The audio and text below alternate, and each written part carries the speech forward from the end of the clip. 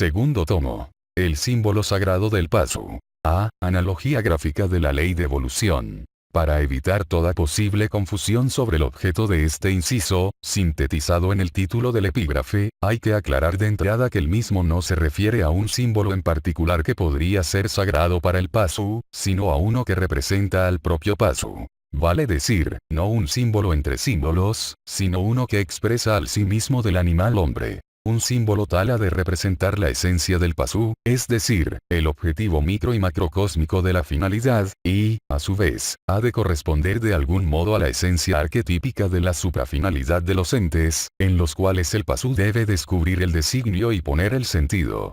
Y semejante símbolo, por último, no ha de provenir del ámbito de la cultura externa, reconocido e introyectado en la estructura psíquica corno-objeto cultural, sino que ha de ser capaz de manifestarse espontáneamente al sujeto anímico como puro reflejo interno de sí mismo, análogamente a esas imágenes de uno mismo que aparecen, sin buscarlas, en el mundo exterior, en el agua de un lago, en una gota de rocío, en un cristal o en el ojo de nuestro interlocutor.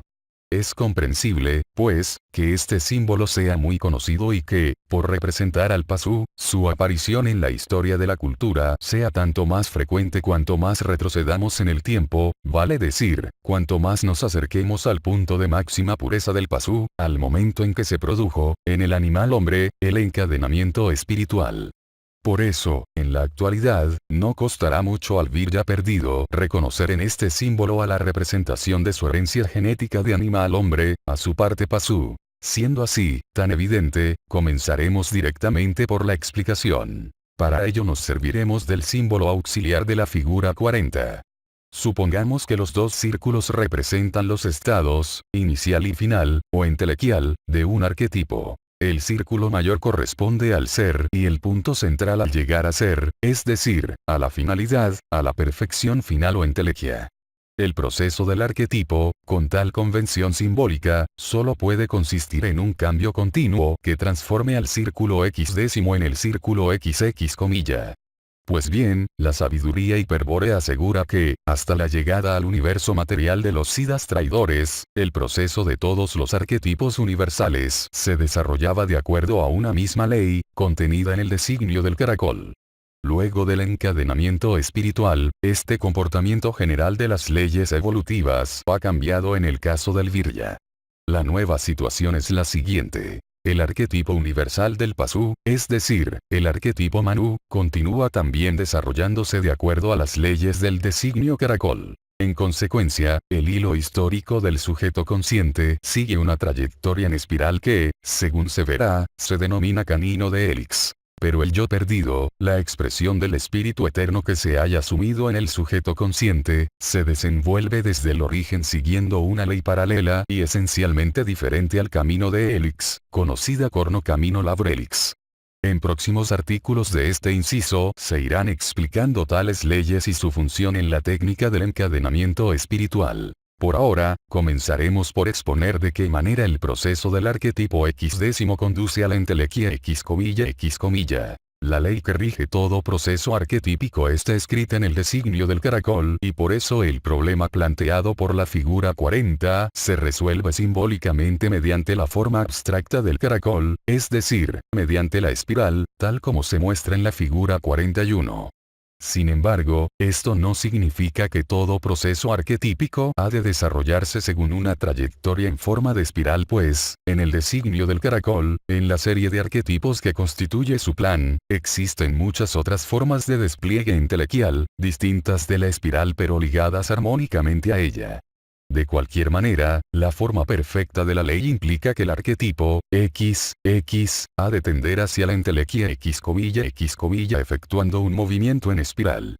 Con otras palabras, el arquetipo, x, a impulso de su potencia formativa, se despliega continuamente y tiende hacia una perfección final. El movimiento continuo en que consiste el proceso se caracteriza porque el arquetipo va girando permanentemente en torno de la entelequia, acercándose, tras cada vuelta, un poco más a su perfección. Y dicho movimiento entelequial puede representarse, al final del proceso, mediante una espiral que una al círculo, x, con el punto central x comilla, tal como se ve en la figura 41. El hecho de que allí se haya dibujado una espiral logarítmica no tiene un significado particular, pues podría haberse utilizado con el mismo fin cualquier otra espiral notable, algunas de las cuales están representadas analíticamente en la figura 42, o una espiral natural, semejante a la del caracol nautilo de la era secundaria, cuyo desarrollo se basa en la serie de Fibonacci.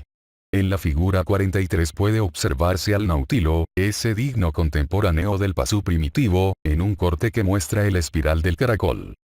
B. La espiral, símbolo sagrado. Dejando de lado, pues, cuál fuera el tipo de espiral más adecuado para representar el proceso del arquetipo, XX, lo importante aquí es convenir en el hecho esencial de que el proceso se desarrolla según un movimiento espiriforme. Y este hecho ha de ser considerado de máxima importancia porque el símbolo sagrado del pasú es en todo semejante a la figura 41. Pero, vale la pena repetirlo, este símbolo sagrado solo representó al pasú hasta el momento del encadenamiento espiritual. A partir de entonces la evolución del virya se desarrolla según una doble ley, helix labor helix, denominada kármica por los siddhas traidores. Sobre el símbolo sagrado del pasú hemos de hablar bastante aún, pero antes de seguir conviene aclarar las denominaciones que reciben corrientemente los elementos de la figura 41, la cual representa a dicho símbolo. El círculo exterior es análogo a un arquetipo, XX, en el instante de su manifestación. Representa el giro circular, perfecto pero potencial, en torno de la entelequia X. El círculo, X, representa, por lo tanto, también a la esfera de conciencia del pasú, la cual gira al principio en torno del centro de sí mismo. La entelequia X, desde luego, es la perfección final del arquetipo, XX, y corresponde análogamente al centro de sí mismo del pasú.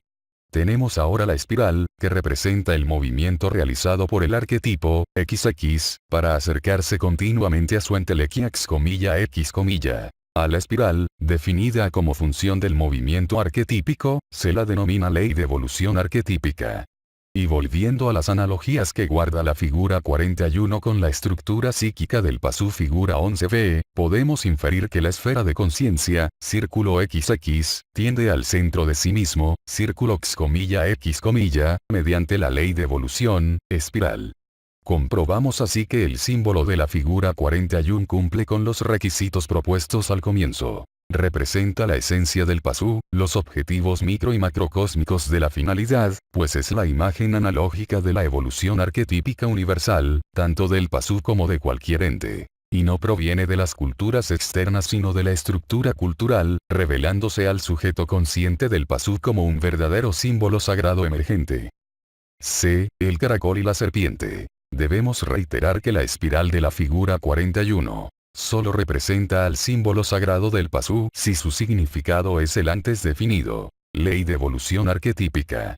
Este concepto hay que tenerlo siempre presente por lo siguiente. Un símbolo espiriforme semejante al del caracol existe en el designio de la serpiente. Empero el mismo no representa a la ley de evolución arquetípica, que rige la energía psíquica, sino a la ley que determina el movimiento de la energía vital, micro y macrocósmica.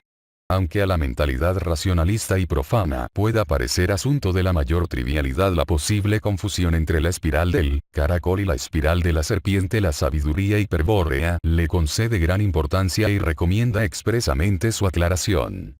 Como la única manera de evitar la confusión entre dos conceptos es definir correctamente sus significados, dedicaremos este artículo a esa tarea, pues la posible confusión del símbolo sagrado del pasú con otro símbolo sagrado tornaría incomprensible la explicación que daremos más adelante sobre el símbolo sagrado del virya. El primer concepto que debemos definir es el de potencia astral, es decir, el concepto de la potencia del mundo astral macrocósmico.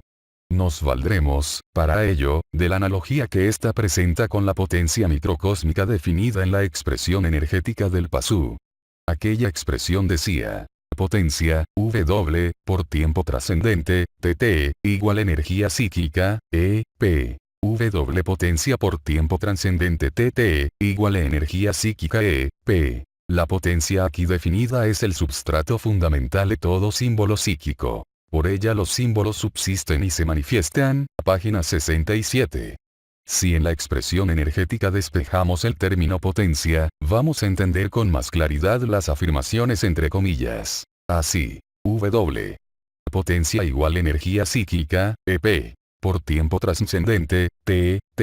5. Esta nueva expresión nos dice que la potencia, W, es equivalente, igual, al cociente de la energía psíquica, EP, por el tiempo trascendente, TT. Es evidente, pues, que el segundo miembro de 5, energía psíquica, EP tiempo trascendente TT expresa el acto de la potencia. Ahora se entenderán mejor las afirmaciones anteriores. La potencia permite que un símbolo subsista en su forma, W, y hace posible que se manifieste bajo su forma, P por TT, es decir, energéticamente. La manifestación sémica de la potencia, W, es su acto vale decir. Símbolo subsistente o potencial, W. Símbolo manifestado o actual, P por TT. En el artículo de, página 67, ya había sido expuesta tal conclusión. Los símbolos, del esquema o relación, subsisten sostenidos por el substrato de su potencia, W. Si un pensamiento aumenta la relación, los símbolos se manifiestan con una determinada energía, P por TT. Tal actividad es también producto de la potencia, W. Y más adelante, página 76. Cuando la potencia impulsa al símbolo hacia la esfera de conciencia, se efectúa en realidad su activación energética. Tal energía, EP, por otra parte, se caracteriza por el movimiento, emergencia y proceso, la intensidad, y la dirección, primera intención páginas 65, 66 y artículo F, página 80. La potencia microcósmica, W, que expresa 5, es, con toda precisión, potencia del alma del paso, o sea, potencia anímica del microcosmos. Mediante tal potencia el alma del paso vitaliza al organismo microcósmico y anima la estructura psíquica. Más claramente, la potencia del alma se manifiesta en el microcosmos de dos modos principales. Como energía vital, para sostener la vida orgánica, y como energía psíquica, para animar las estructuras en las que debe actuar el sujeto. Como sabernos, el macrocosmos viviente está animado por el alma del demiurgo, o anima mundi, la cual, análogamente, dispone de una capacidad potencial para llevar adelante su plan. Es la potencia astral, equivalente a la potencia, W, del alma del pasú. Y tal potencia astral se manifiesta también mediante dos modos principales. Como energía vital del mundo astral para sostener la vida de organismo macrocósmico y como energía astral para animar las superestructuras de los hechos culturales o de las culturas externas. Es evidente que la energía astral macrocósmica es análoga a la energía psíquica, EP, microcósmica, y que la energía vital macrocósmica es análoga a la energía vital microcósmica. Podemos ahora empezar a entender la afirmación inicial de este artículo. El designio del caracol expresa la ley de evolución que rige a la energía psíquica, y a la energía astral equivalente, mientras que el designio de la serpiente expresa la ley, o las leyes, que rige a la energía vital micro y macrocósmica. Sin embargo, con estas aclaraciones no queda salvada la posibilidad de confusión. Por el contrario, el asunto se torna cada vez más oscuro y se suscitan justos interrogantes. ¿Cómo se debe entender que la ley de evolución rige a la energía psíquica y a la energía astral? ¿Qué significa concretamente que las energías vitales micro y macrocósmicas obedecen a la ley expresada por el designio de la serpiente? ¿Por qué tales leyes se desprenden de dichos designios y no de otros? Etcétera. Solo un examen a fondo de los conceptos de potencia, W, y potencia astral a la luz de las correspondencias micro y macrocósmicas, especialmente las expuestas en el comentario 10, página 207, nos permitirá ir hallando las respuestas. Comencemos por la esfera de sombra. En tal espacio analógico del microcosmos subsiste la estructura cultural y ocurre la emergencia de los símbolos referidos a sí mismo. La característica esencial de todo símbolo emergente, según vimos en la primera parte, es la energía psíquica. Análogamente a la esfera de sombra, regiones A, B, C minúsculas, figura 39, en el macrocosmos existe el mundo astral, A, B, C, mayúsculas, en el cual subsisten las culturas exteriores y ocurre la emergencia de los hechos culturales referidos al umbral del sentido. Así, la característica esencial de todo hecho cultural es la energía astral. Pero esta energía externa, que evidentemente es análoga a la energía psíquica interna, es una expresión particular de la potencia astral con que el demiurgo anima el organismo macrocósmico. La energía astral que activa un hecho cultural es solo una conformación arquetípica, una ordenación plasmática, que particulariza un sector de la totalidad energética del macrocosmos viviente. Esto quiere decir que, fuera de la energía astral que activa la superestructura del hecho cultural, existen otros aspectos de la potencia astral del demiurgo que se manifiestan, igualmente, en el mundo astral, aunque su función es animar las distintas estructuras del organismo macrocósmico. Mas, según sabemos, en el microcosmos ocurre algo semejante, pues la energía psíquica es solo una expresión particularizada de la potencia del alma del Pasu, una plasmación arquetípica que da lugar a todo término sémico de la esfera de sombra. Pero, fuera de esta potencia, W, que subyace en todo símbolo psíquico o sistema, existen otros aspectos de la potencia del alma que se manifiestan, igualmente, en la esfera de sombra, aunque su función es animar las distintas estructuras del organismo microcósmico. Por ejemplo, es también de energía el cuerpo astral, el cual posee un canal helix por el que circula la más sutil especie de energía astral, cual es la vox de Logos Kundalini. Según se explica con detalle en otro inciso, en el cuerpo astral está plasmada toda la serie de esquemas de sí mismo anteriores, es decir, desarrollados en otras vidas. Tales esquemas se encuentran registrados en los chakras, que se cuentan por millones, y a todos los cuales une el canal helix. En los chakras, la energía se arremolina formando un vórtice que trasciende y se manifiesta funcionalmente en el organismo biológico del microcosmos. Son los sujetos irracionales, ver figura 26. Naturalmente, por ocurrir en la esfera de sombra, estos fenómenos especiales de la potencia del alma permanecen inconscientes, vale decir, son invisibles para el sujeto consciente. Análogamente, son inconscientes aquellos aspectos de la potencia astral macrocósmica, fuera de la energía astral, que se manifiestan en el mundo astral, vale decir, son culturalmente invisibles.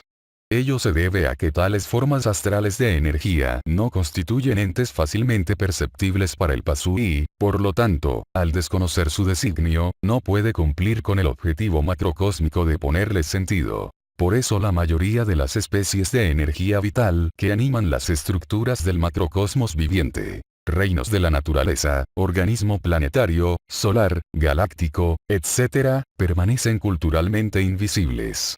Sin embargo, ese conocimiento no está vedado al Pasu y su ignorancia solo es atribuible a su falta de evolución. De allí que, cuando algunos Pasues o Viryas perdidos alcanzan cierto grado de evolución y descubren el designio de alguna forma de energía o ente astral, a pesar de ponerles sentido no consiguen comunicar este hecho a sus contemporáneos, para quienes el ente continúa siendo invisible. Con otras palabras, debido a la falta de evolución de los miembros de la comunidad, el ente astral recientemente descubierto y proyectado, resulta inaprensible y no puede ser integrado en la superestructura de la cultura externa como objeto cultural.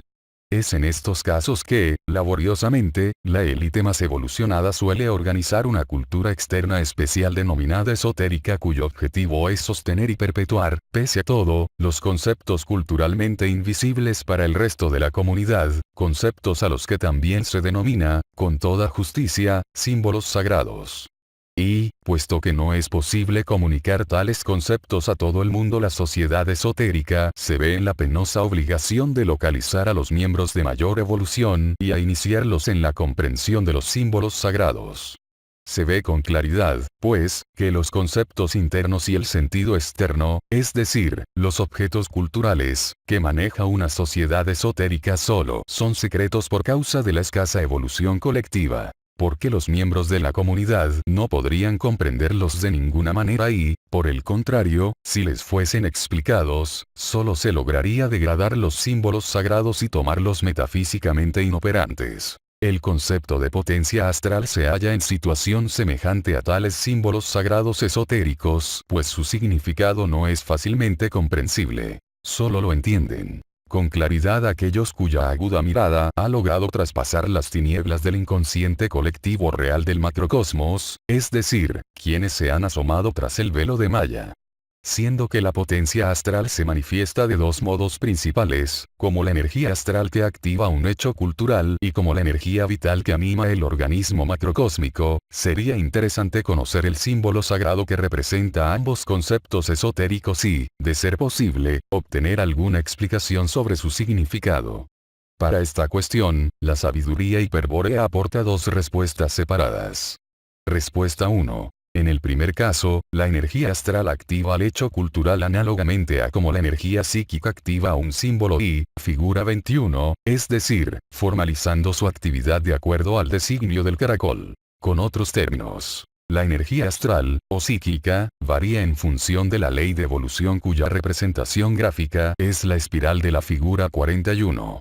Respuesta 2. En el segundo caso, la energía vital, macro o microcósmica, formaliza su actividad según el designio de la serpiente. Desde luego, estas respuestas, especialmente la última, requieren una explicación detallada. Es la que se ofrece a continuación. Respuesta 1.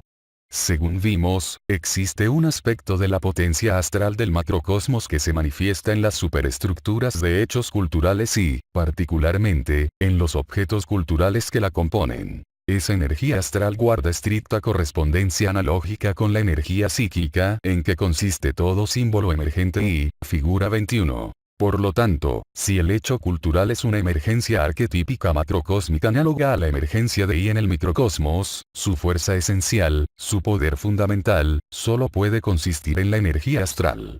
Con otras palabras, el hecho cultural es la forma exterior de una superestructura, la cual es manifestación de un arquetipo psicoideo especial denominado astral. La teoría de los arquetipos astrales como soporte de las superestructuras será desarrollada en el tomo quinto. Los objetos culturales están en tales superestructuras religados e integrados en la forma total. Pues bien, el sentido puesto en el ente, lo que hace de él un objeto cultural, es una forma proyectada, un signo externo activado por la energía astral. Y, en una escala mayor, el conjunto de objetos culturales de una superestructura conforma por integración estructural un sentido global que determina y caracteriza al hecho cultural. Consecuentemente, dicho sentido global, no es más que una enorme forma cultural externa, activada por la energía astral proveniente del anima mundi. Se comprueba así la precisión de las correspondencias analógicas, pues tanto el significado de un símbolo y interno, como el sentido de un objeto cultural externo tienen un fundamento energético.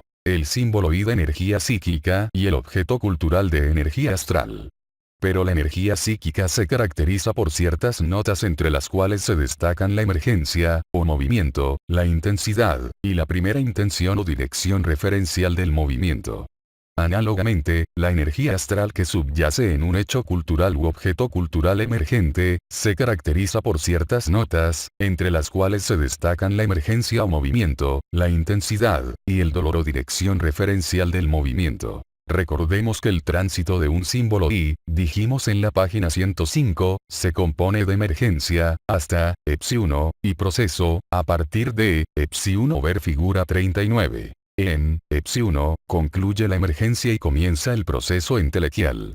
Análogamente, un hecho cultural también emerge hasta un nivel, epsi1 ver figura 39, a partir del cual despliega un proceso entelequial. Durante el mismo el hombre puede ser irreversiblemente capturado, según se explicó en el artículo I, página 104. Ahora bien, el movimiento completo de un símbolo y o de un hecho cultural, vale decir, emergencia más proceso, es un desplazamiento continuo que se ajusta al designio del caracol. ¿Qué significa esto?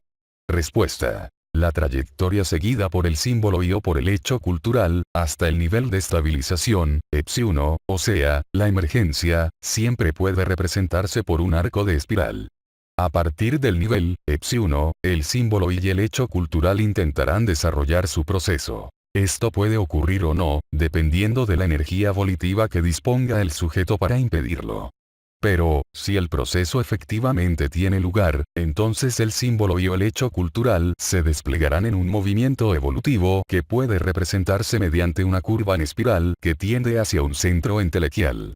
En la figura 41 se ha señalado con un trazo más grueso la primera espira, que es el arco representativo de la emergencia hasta, epsi1. Desde ese nivel se despliega el proceso hasta la entelequia central, pudiendo describir, durante tal movimiento evolutivo, varias vueltas continuas de espiral. Resumiendo, la energía, de un símbolo y o de un hecho cultural, varía durante el movimiento en función de la ley de evolución, de tal modo que la emergencia corresponde siempre a un arco de espiral, y el proceso a una espiral convergente sobre un centro entelequial.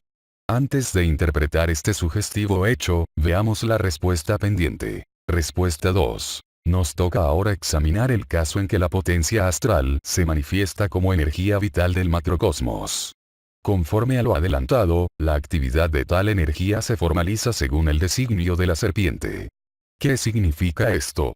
Respuesta. Que la energía vital, que anima las estructuras orgánicas del macrocosmos, varía según leyes que pueden representarse con formas provenientes del designio de la serpiente. La espiral es solo una de las múltiples leyes en función de las cuales puede variar la energía vital.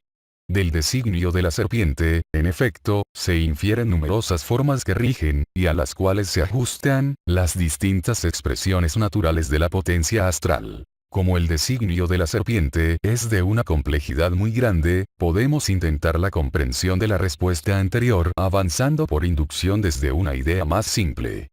Para ello consideremos solamente las formas más evidentes, y groseras, del designio de la serpiente, es decir, aquellas que distinguimos con certeza en el movimiento de cualquier ofidio. Es claro entonces que, además de la espiral, que es la forma abstracta de la serpiente, cuando está enrollada o recogida sobre sí misma, es posible distinguir la onda senoidal, esto es, la forma abstracta de la serpiente cuando produce ondulaciones en forma de S al desplazarse. Pero la onda senoidal, o cosenoidal, según el análisis armónico de Fourier interviene en la composición de cualquier otra función periódica. Esto es, aplicando dicho análisis matemático, toda onda periódica, por ejemplo, la onda triangular, cuadrada, pulsante, etc., se descompone en una suma de funciones senoidales y cosenoidales, las cuales son todas armónicas, es decir, ondas cuyo periodo es múltiplo o submúltiplo de una función senoidal, o cosenoidal, denominada fundamental.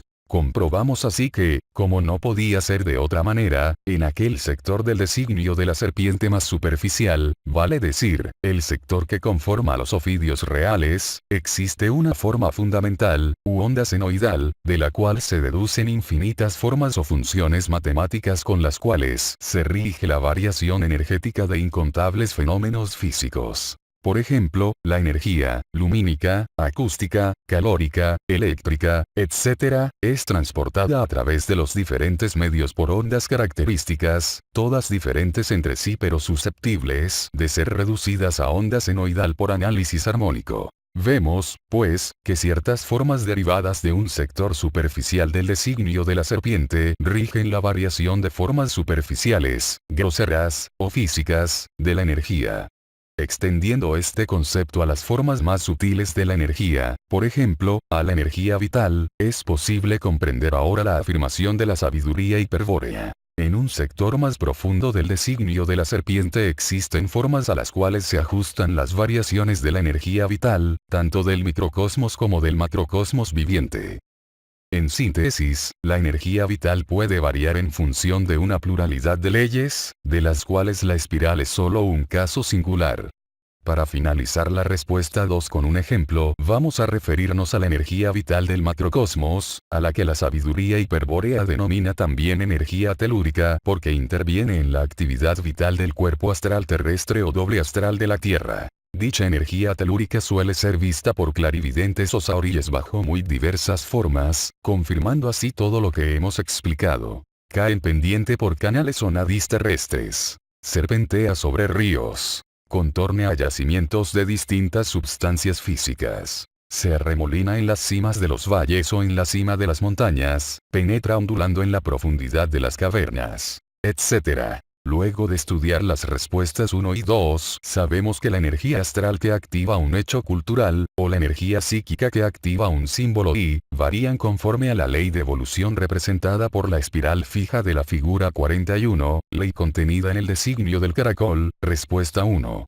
Y sabemos también que la energía vital que anima el macrocosmos, alma del demiurgo, y la energía vital que anima el microcosmos, alma del pasú, varían de acuerdo a una pluralidad de leyes cuyas formas están contenidas en el designio de la serpiente. Es claro, pues, que la ley de evolución está expresada por la espiral fija del designio del caracol y no por la espiral variable del designio de la serpiente. Empero, tal como se demostrará en el artículo F, entre ambos designios existe una relación jerárquica. El designio serpiente es de grado menor que el designio caracol, encontrándose contenido totalmente en el plan de este. Tal relación jerárquica causa que, por una parte, el esquema del designio serpiente constituya solo un concepto tajada del esquema o relación que interpreta al designio caracol y que, por otra parte, constituya por sí mismo un esquema o relación diferente, en tanto haya sido descubierto independientemente del designio caracol. Es fácil comprender que la confusión entre ambos conceptos se produce en gran medida por la falsa connotación, es decir, por la asociación que el sujeto cultural suele establecer entre significados contiguos, en este caso entre las dos relaciones diferentes del caracol, con su concepto tajada serpiente, y de la serpiente. Al pensar a la serpiente como esquema o relación, es decir, como sistema simple, se produce la confusión con el concepto tajada serpiente del esquema o relación caracol. De acuerdo con lo visto en el artículo H2 página 52, la falsa connotación ocurre porque las relaciones adyacentes de la estructura cultural pueden estar sobre un mismo plano de significación. Entonces resulta que los núcleos connotativos de ambos conceptos están conectados por el lenguaje común y connotan mutuamente sus significados. Claro que esta no es una verdadera connotación, es decir, el producto de la intersección de lenguajes, sino un defecto del pensamiento racional ocasionado por la variedad de los límites del significado, que llegan a rozar los límites del significado contiguo. Cuando el pensamiento racional se concentra en un sistema, los límites del significado se definen nítidamente en el contexto significativo del concepto, sin llegar a rozar los conceptos adyacentes situados en el mismo plano de significación. Entonces la única connotación posible es la que se produce por la intersección de lenguajes en el núcleo connotativo del concepto. Aquí, la vaguedad de los límites del significado, es atribuible directamente al carácter esotérico del concepto de energía astral, tal como fue explicado en la respuesta 1, y por eso es que hemos dedicado este artículo a su definición. La espiral del caracol es un concepto que no debería connotar verdaderamente al concepto de la espiral de la serpiente porque ambos conceptos pertenecen a relaciones diferentes, a esquemas provenientes de distintos designios. El designio del caracol y el designio de la serpiente. Aunque los planos de significación de estos conceptos, claro está, se intersectan también en el núcleo connotativo por causa de su relación jerárquica.